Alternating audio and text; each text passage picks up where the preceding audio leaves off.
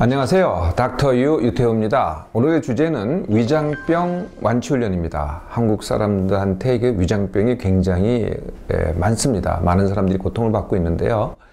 저한테도 물론 많은 분들이 찾아오십니다. 뭐 10년 앓은 사람, 20년 앓은 사람, 심지어는 30년 앓은 사람, 뭐 오래 앓은 사람들이 많죠.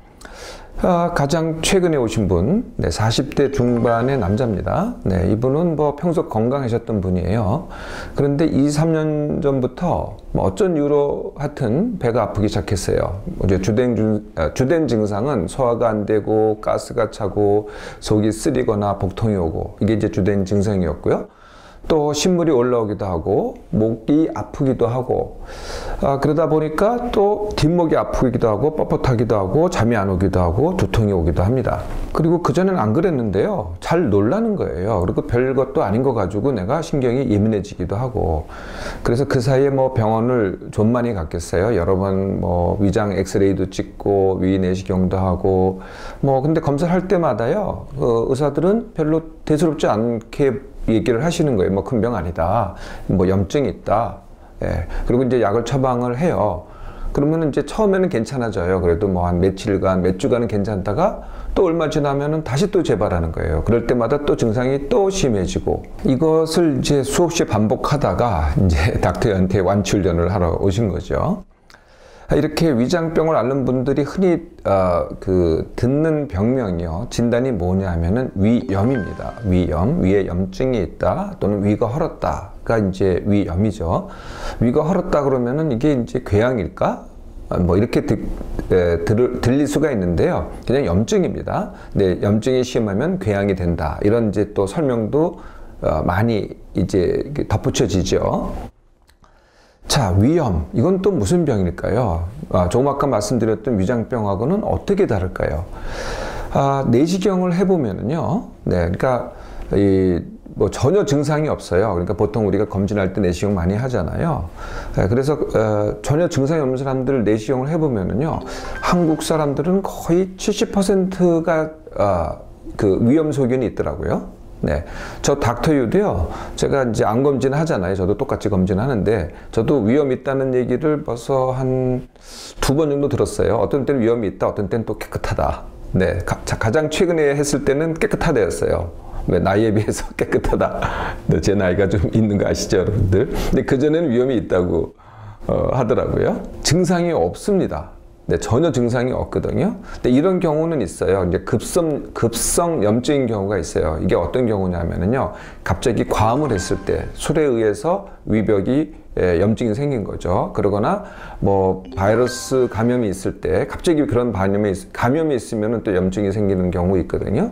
그러거나 약을 갖다가 어떤 약이 위벽을 갖다 헐게 해서 염증이 생기게 한다든지, 아니면 어떤 뭐 음식물 중에서 독소가 들어와서 위에 염증을 일으킨다든지, 이럴 때는 그 염증이 증세를 일으킵니다. 이럴 때는 배도 아프고 뭐 소화도 안 되고 그래요. 근데 이런 거 말고는요, 보통 내시경 때 보이는 위염의 소견에 불과하지 전혀 내 위장병의 증세를 일으키지 않습니다.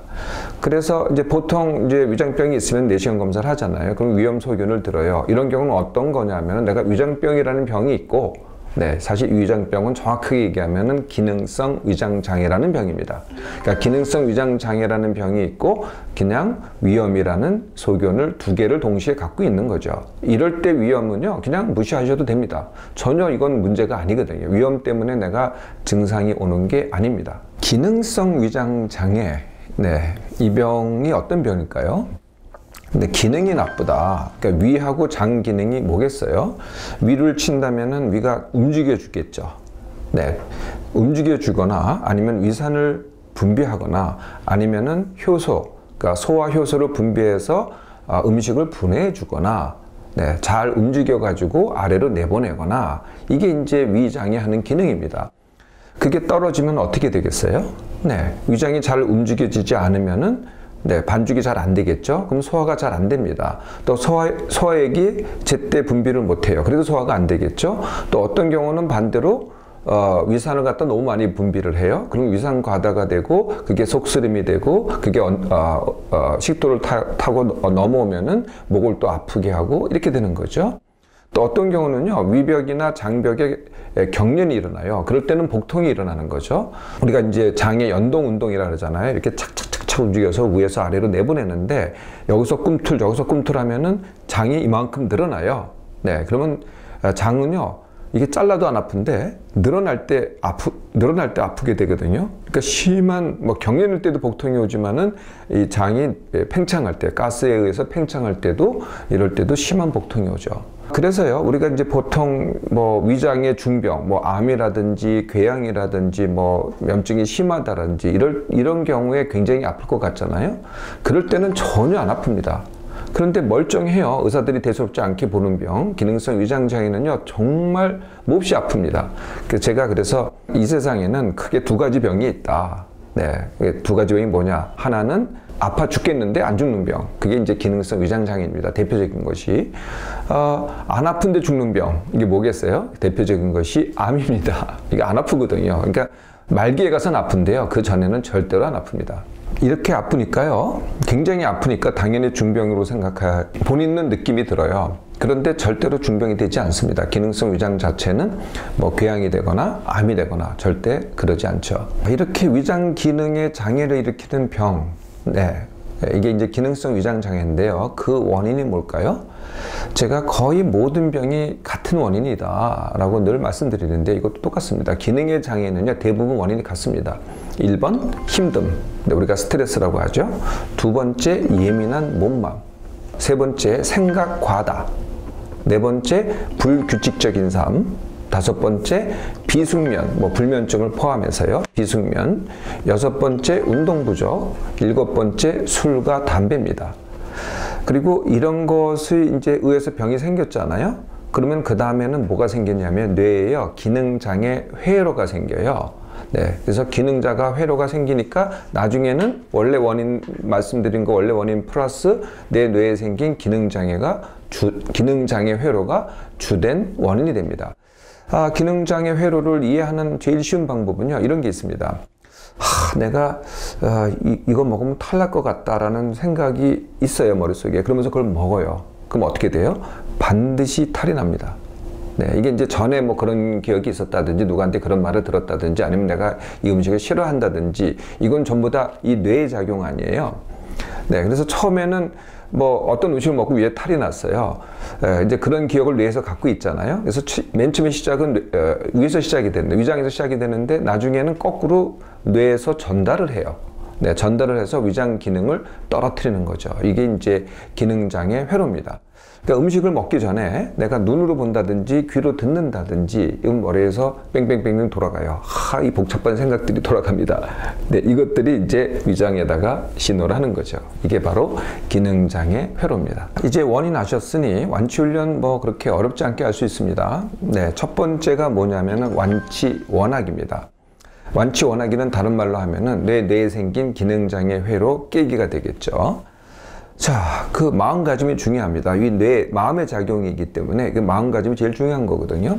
첫 번째가 뭐냐면은 아파봤자 통증이다, 이겁니다. 뭐 지가 아파봤자죠. 사실이요, 뭐 경련이 일어날 때나 배에 가스 차가지고 이럴 때는 아프긴 하지만은 진짜 뭐 그렇게 속쓰미라든지 가스참이라든지 이런 게 못 견딜 정도는 아니에요. 근데 우리가 못 견디는 건 뭐냐면은 통증을 못 견디지 않습니다. 뭘 못 견디냐면은 불안이나 두려움을 못 견디는 거죠. 네, 그러니까 내가 느끼는 고통의 반 이상은 불안이나 두려움이라는 거죠. 두려워하지 마시라는 거예요. 기능장애는 절대 중병이 되지 않습니다. 쥐가 그래봤자 뭐 그냥 아픈 거로 끝나는 거죠. 더 중요한 거는요, 이거는 정말 못 고치는 병이 아니에요. 내가 못 고친다, 내가 10년 됐어, 20년 됐어, 못 고칠 것 같잖아요. 그러니까 못 고치는 거예요.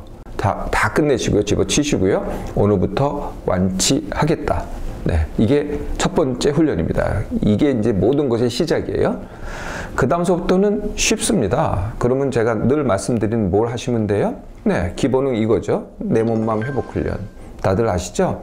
네, 같은 시간에 일어나기, 같은 시간에 밥 먹기, 그리고 뭐 일이 됐던 운동이 됐던 놀기가 됐던 모임이 됐던 아니면 공부가 됐던 하루 10%를 덜해서 남기고 그 남긴 시간에 쉼 훈련하기.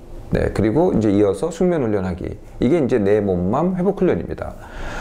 세 번째는요, 당연히 예민한 몸만 둔감훈련을 해야 되겠죠. 이것도 여러 번 설명드렸습니다. 그래서 나를 민감하게 하는 상황, 상황에서 내가 일부러 반대로 하는 거죠. 뭐 일부러 욕먹기, 일부러 늦게 가서 무안당하기, 일부러 지저분하게 살기, 뭐 일부러 화내기, 일부러 할 말 다 하기, 일부러 오늘 할 일 다 하지 않기, 일부러 져주기, 뭐 등등입니다. 둔감훈련. 여기까지 되시면은요, 이제 좀 여유가 생겨요. 그러면은 이제 맨 1번 원인이 뭐라 그랬어요? 힘듦이라 그랬잖아요. 그러니까 뭐 일이 힘들다든지 내 일상이 힘든다든지 아니면 관계가 힘들다고 하잖아요. 그것을 쉽게 하기를 해야죠. 일, 관계, 뭐 일상 쉽게 하기. 그건 어떻게 하느냐? 이게 사람마다 다 달라요. 무슨 왕도가 있는 게 아니고 정답이 있는 게 아니고요. 자신한테 이 상황에서 내가 어떻게 하면 쉽게 하지? 라고 질문하는 겁니다. 항상 자신한테 질문해야 돼요. 나한테 질문하고 내가 대답을 해야만 정답이 됩니다. 그래서 처음엔 막막해요. 그런데 자꾸 반복을 하다 보면은 진정으로 내가 질문하면은 반드시 답이 나오게 돼 있어요. 그러면 이제 쉽게 하기가 되는 거죠. 자, 그러면은 여기까지 되면은 여유가 많이 생겨요. 그럼 그 다음 나머지 2단계를 하면 됩니다. 그게 뭐냐면은 운동. 운동하는 방법은 또 말씀드렸죠. 매일 운동의 밀당이다. 그리고 좀 더 이제 힘이 생기잖아요. 기력이 남으면은 그 다음에 담배도 끊고 술도 절주를 하고. 담배 끊는 방법은 내가 이 시간을 통해서 말씀 안 드렸나요? 2가지 방법이 있습니다. 한 방에 끊기, 그 다음에 3개월에 끊기. 하여튼 어떤 방법을 통해서 담배를 끊으시고요. 그래야지 진짜 완치가 됩니다. 술은요, 적게 마시고 취하기를 하는데 제가 권장하는 방법은 술을 마실 때는 술만 마셔라. 이러면은 적게도 마시고 적게 마시면서 알딸딸하게 취하게 되거든요. 몸에도 좋고 관계에도 좋고. 생각보다 쉽죠. 이거는 정말 실행의 문제입니다. 무슨 뭐 옳다 그러다 이런 문제가 아니고요.